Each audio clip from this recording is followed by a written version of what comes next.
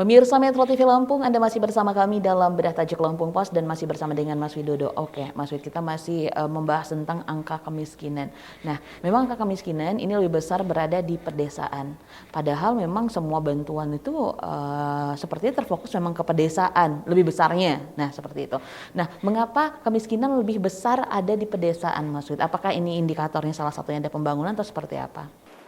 Jadi kalau secara persentase ya di perkotaan itu di Lampung ya, angka kemiskinan itu 8,31%. Tetapi di perdesaan itu 13,14, artinya ada selisih 4%. Betul. Lebih banyak di perdesaan.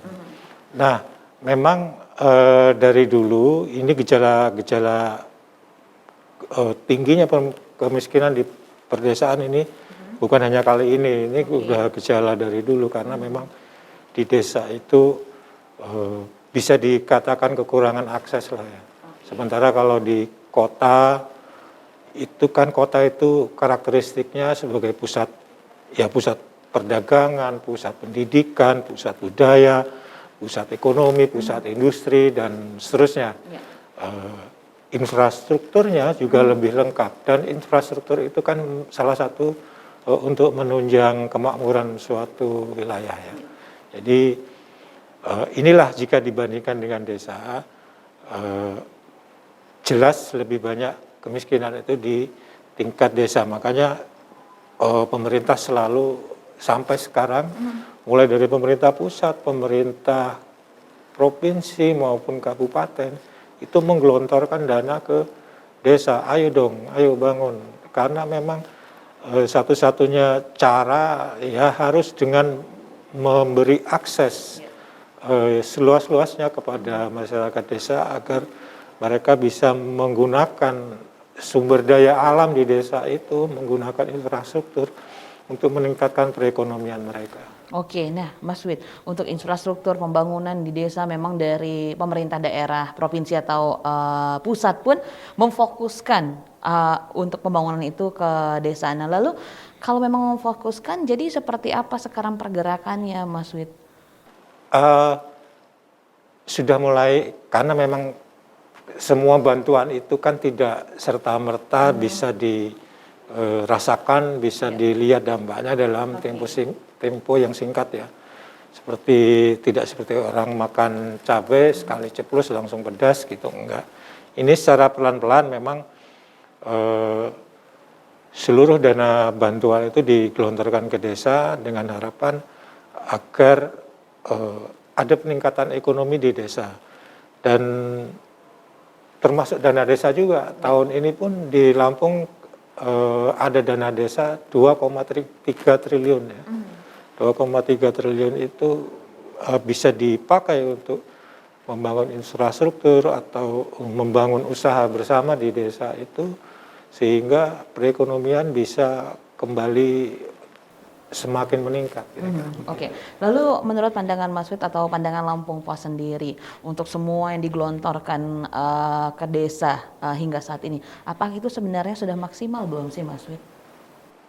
Dikatakan maksimal belum, dikatakan tidak maksimal, tapi memang semua itu sesuai kemampuan daerah masing-masing ya, karena masing-masing daerah itu tidak punya kemampuan yang sama.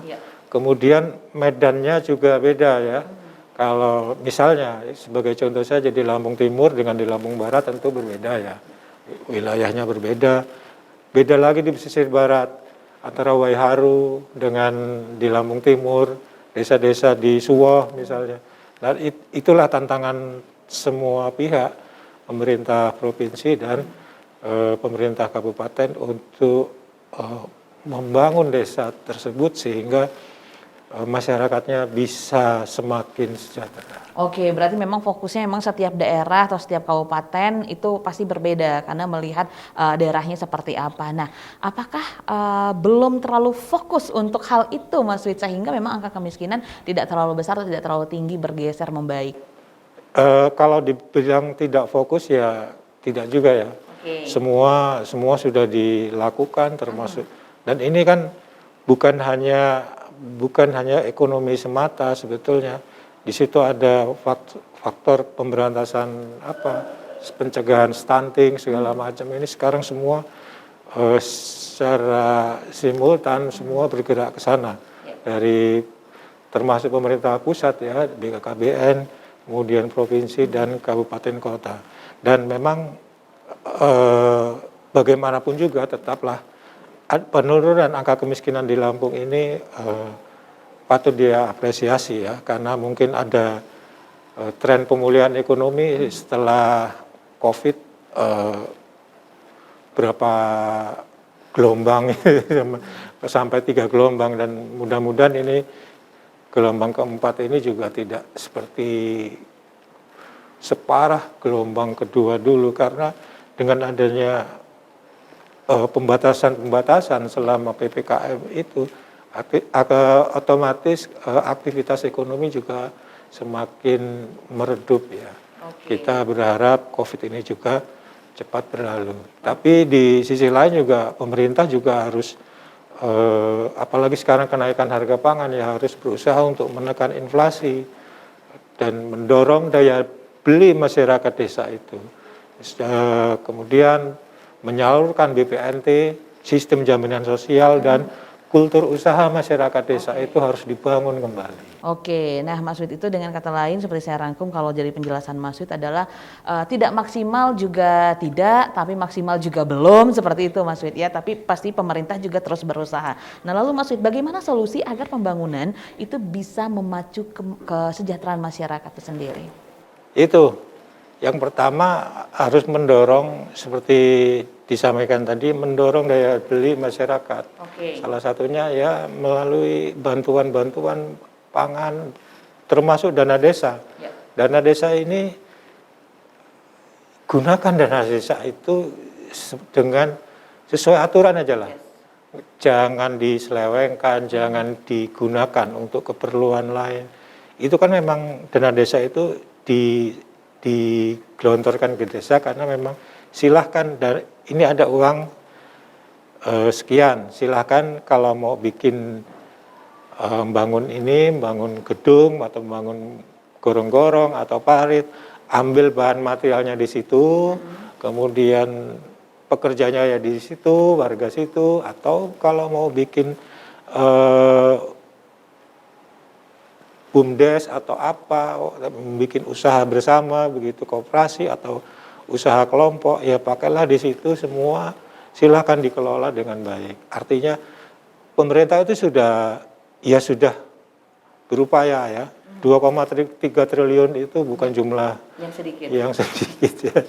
Dan ini harus betul-betul digunakan sesuai kemanfaatannya. Oke, itu berarti memang harus ada kerjasama yang baik, komunikasi yang baik dari pemerintah pusat, daerah, dan juga bahkan pemerintahan desa sendiri untuk membangun desa. Karena memang kemiskinan itu lebih besar di pedesaan seperti itu Mas Wid ya. Jadi harus fokus juga ya, maksimal juga seperti itu. Tapi jangan lupa juga di kota juga masih ada 8,31% yang warga jumlah penduduk miskin ya. Ini juga harus menjadi perhatian pemerintah kota.